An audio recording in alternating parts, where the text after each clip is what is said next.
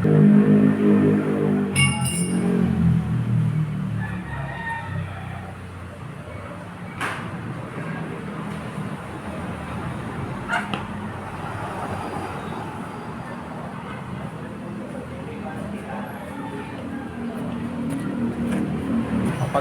araw sa lahat. Guys, nandito po ako sa may Rusi, dito po sa may San Antonio, Binyang, Laguna.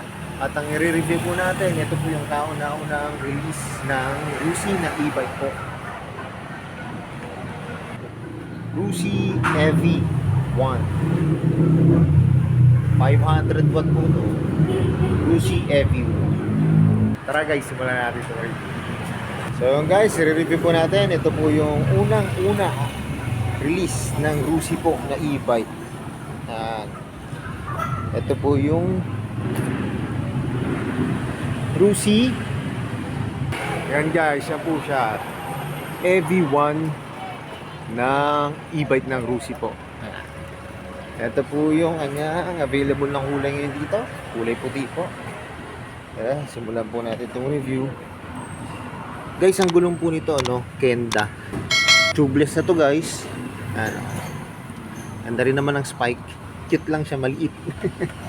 Yung harap niya po, drum brake. May reflector po siya rito. Yan, kita tayo pag naliko.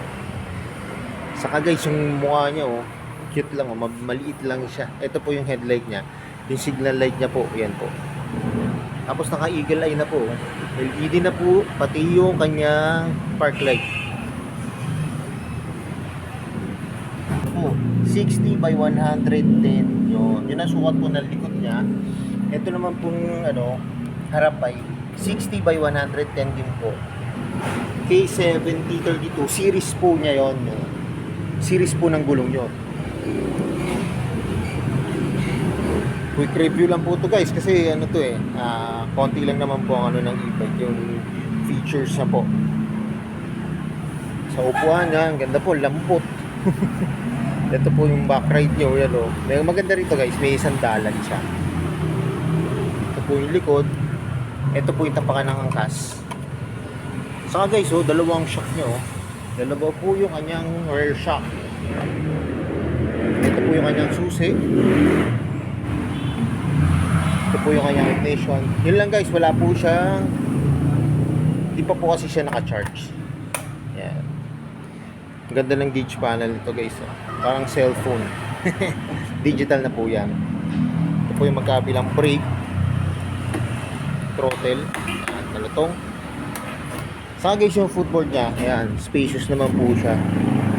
Ang size po ng paa ko 8.5. Ayan, malaki rin naman po. Bagay po ito sa mga yung mga nagbabike po sa mga subdivisions, kaya sa mga seniors po. Yan, maganda ko kasi napansin ko po sa kanya, magaan po siya. Saka guys, meron siya rito. Ito po yung kanyang charging ng battery niya. Saka guys, gulat ako, alam nyo, ito po yung kanyang battery, ang laki. Pakita ko po sa inyo.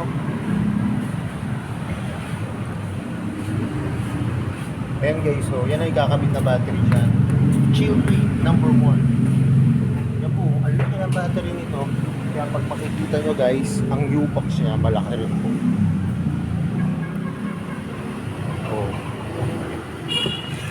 Yan po, ang laki ng U-box niya.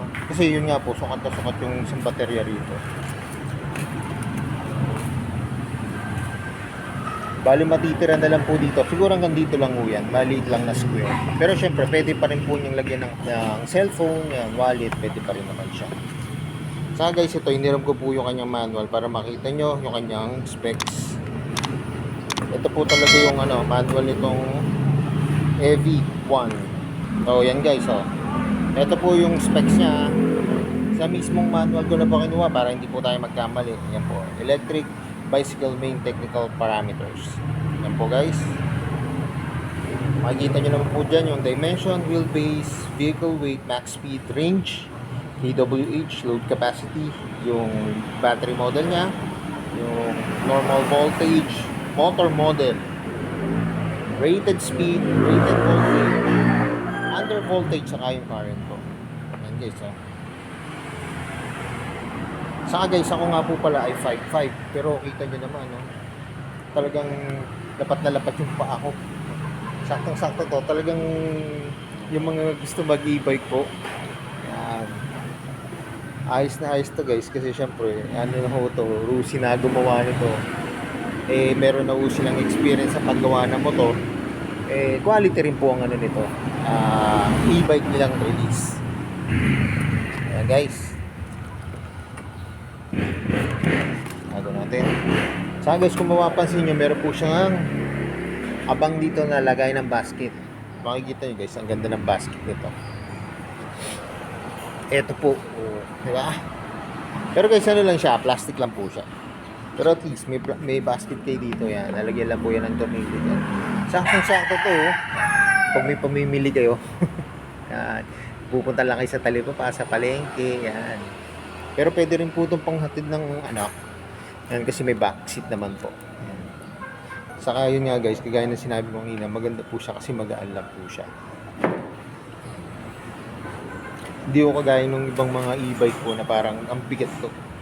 Kahit nga ano, teenager kaya-kaya i-drive to, kahit yung mga 13 years old, 14. Pero syempre, hindi po pwede. Dapat may supervise po siya.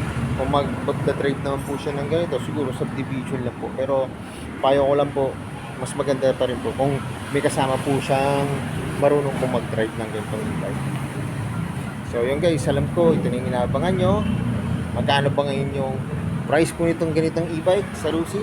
Tara, tingnan na natin. Guys, ito pong EV1 electric bike. Yan po yung kanyang down payment. Pwede po siyang installment guys ha. Yun lang po, 15 months lang po siya. 1 year and 3 months lang po nyo, pwede siyang installment. Ang monthly niya po ay 1,925 pesos. Ang rebate niya lang po ay 200.